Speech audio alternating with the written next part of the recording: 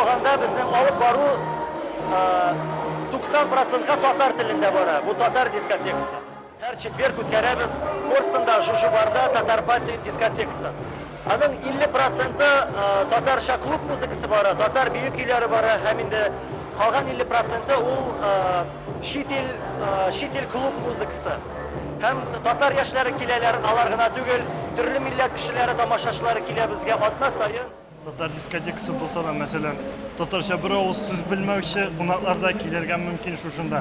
Яңа танышлар, яңа кызлар белән танышырга шулай. Монда төрле кызлар бар дигәндә инде. Үз күңелеңә әгәр дә якын тапсаң, теге үз күңелеңә тарткан кешене ерактан танып була дигәндәй, әгәр дә үз күңелеңә ошый икән, тормыш иптәшне таба аласың, йөргән кызны таба аласың, төрлечә инде, шулай дип әйтәсең. Юнәлеш татарча телисез икән рус дискотекасына барырга, барыгыз рус дискотекасына. Бу чын татар телендә булырга тиеш минемчә. Татарча өйрәнергә, татарча аралашырга, татар телен, ана телен онытмаска. Хәзер дөньясы шулай инде, бөтенесе татарча гына белеп бетерми бит инде. Егетләр монда танышырга да, күңел ачырга да.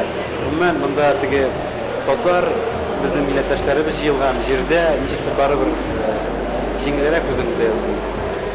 Чөнки безнең милләттәшләребез алар начар күңелле булмыйлар.